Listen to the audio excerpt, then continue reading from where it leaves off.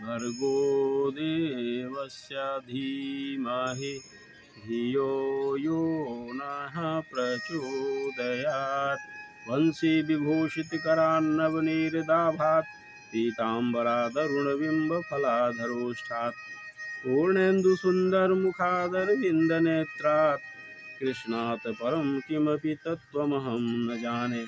वन्दे राधापदाम्भोजं ब्रह्मादिसुरवन्दितं यत् कीर्तिं कीर्तनेनैव पुनाति भुवनत्रयम्। पुनाति भुवनत्रयम्। देश विदेश में इस कथा का आनंद ले रहे हैं सभी भागवत प्रेमियों को राधे राधे। हम लोग नवम स्कंद की कथा का श्रवण कर रहे हैं और अभी तक हमने देखा कि जो ऋषि थे तपस्या में लग्न थे, उन्होंने एक क्षण का कुसंग उनका हुआ और वो अपने मार्ग से भटक गए। ये कितनी बड़ी बात है। अगर हम सत्संग न कर सकें तो कुसंग न करें, क्योंकि आगे भी बहुत सी कथा आती है। आगे हम लोग इस कथा आगे की कथा का श्रवण करेंगे। अजामिल की कथा है आगे। इस सब के पीछे, सौभरी की कथा के पीछे यही भाव है कि एक क्षण का भी कुसंग मनुष्य को कहाँ से कहाँ गिरा देता है। अब देखिए कि इतना बड़ा ऋग्वेदाचार्य मत्स्य से जोड़े को कुसंग देख करके भ्रमित हो गए और उनके मन में विवाह करने की इच्छा प्रकट हुई। और हम लोग आज के दौर में देख रहे हैं कि कुसंग के इतने मार्ग हैं। आप नेट के माध्यम से, सीरियल के माध्यम से, फिल्मों के माध्यम से यह कुसंग घर घर पहुंच गया है। अब इस अवस्था में हम कैसे बच सकते हैं? बिना अपने आप पर नियंत्रण किए, बिना अपने मन को भगवत मार्ग की ओर मोड़े, हम कुसंग से नहीं बच सकते हैं। क्योंकि अभी के दौर में सत्संग कम है, कुसंग ज़्यादा है। तो अपने आप को अगर उठाना है तो कुसंग से बचना पड़ेगा। और मन पर हमेशा नियंत्रण, मन को हमेशा समझा कर बुझा करके सन्मार्ग में प्रेरित करना, यह भी एक प्रकार का योग है।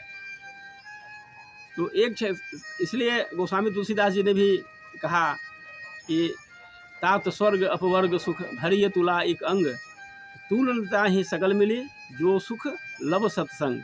एक क्षण का सत्संग जितना लाभप्रद हो सकता है वो स्वर्ग और मुक्ति से भी ज़्यादा महत्वपूर्ण होता है। इसलिए हम इस प्रसंग से यह शिक्षा ले सकते हैं कि कुसंग का कितना प्रभाव पड़ता है, उससे कई गुना सत्संग का भी प्रभाव पड़ता है। इसलिए हम सत्संग ही करें। सत्संग का मतलब यह नहीं होता है कि बड़े पंडाल में जाकर के बैठकर अच्छा साहित्य पढ़ना भी सत्संग है। अच्छे पुरुषों के साथ बैठकर बात करना भी सत्संग है। सत्पुरुषों के साथ समय गंवाना भी सत्संग है। और जो स्त्री चर्चा में भाग लेते हैं, इस तरह के लोगों से हमेशा बच के रहना चाहिए, नहीं तो आपको कहाँ से कहाँ गिरा देंगे आप जान नहीं पाएंगे। ये सत्संग का महत्व होता है कि जब इतने बड़े ज्ञानी पुरुष गिर सकते हैं, सौभरी मुनि जैसा, तो एक आम आदमी से क्या आशा किया जा सकता है? आम आदमी तो कुछ भी हो सकता है, किसी भी सीमा तक गिर सकता है।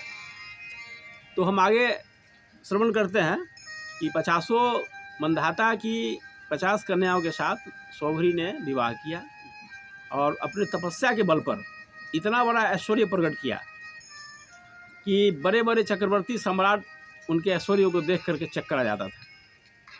इतना शानदार घर, सोने चांदी से भरा हुआ महल उनका, और जितना भी आप कल्पना कर सकते हैं, बाग बगीचे, सब कुछ उनके पास उपलब्ध था। उनके सौंदर्य को जब मंधाता ने देखा, उनके ऐश्वर्य को, तो मंधाता भी चकित हो गए कि हम राजा हैं और यह तपस्वी है, इसके पास इतना संपत्ति कहाँ से आए। तो इस ऐश्वर्यपूर्ण वातावरण में हमारे शास्त्रों में कहा ही गया है कि धिक बलम क्षत्रिय बलम ब्रह्म तेजो बलम बलम। क्षत्रिय बल से कई गुना महत्व होता है ब्रह्म तेज बल का। ब्रह्म शक्ति के बल पर मनुष्य कुछ भी कर सकता है, किसी सीमा तक जा सकता है मनुष्य, और ऐश्वर्य की प्राप्ति कर लेना तो बहुत छोटी सी बात है। तो इतने ऐश्वर्यपूर्ण वातावरण में भोग विलास करते हुए 50 पत्नियों के साथ सौभरी अपना समय बिता रहे थे।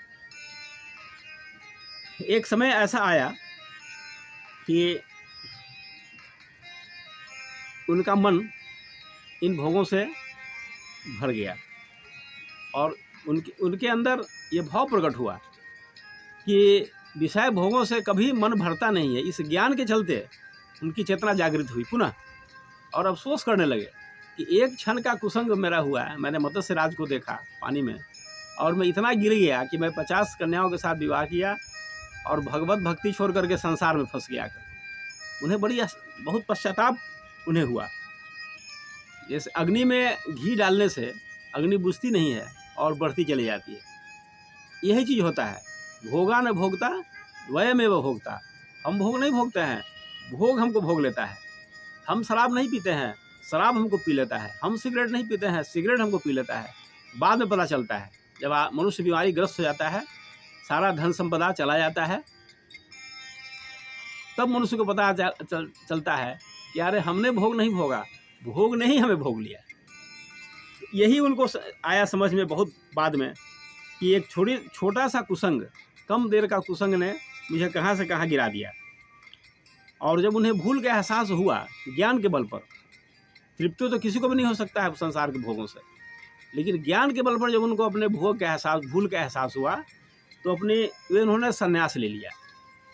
और संयोग देखिए कि उनकी 50 पत्नियों ने भी उनका साथ दिया। किसी महापुरुष की पत्नी बनना भी सौभाग्य होता है, शराबी जुआड़ी का पत्नी बनना अलग विषय है, लेकिन इतने बड़े संत का, ज्ञानी पुरुष का पत्नी होना भी सौभाग्य की बात है। तो उनकी पत्नियां भी उन्हें समझ रही थी, तो उन्होंने संन्यास ले लिया और जंगल में चले गए तपस्या करने के लिए। उनकी पत्नियों ने भी इस मार्ग में उनका साथ दिया। उन्होंने भी तपस्या करने के लिए घर छोड़ दिया कि पति के साथ ही हम तपस्या करेंगे। और इस तरह से उनकी पत्नियों ने भी तपस्या किया, और उन्हें इस बात का एहसास हुआ कि अगर हम संग करें तो भगवान के भक्तों का ही संग करना चाहिए। उन्हें 5000 संतान हुए थे, प्रत्येक पत्नी से 100 संतान हुए। इस तरह से 5000 उन्हें पुत्र पुत्रियां हुई। और इस प्रकार वे वन में चले गए संन्यास लेने के बाद, वहाँ तपस्या किए और भगवत प्राप्ति उन्हें हुई।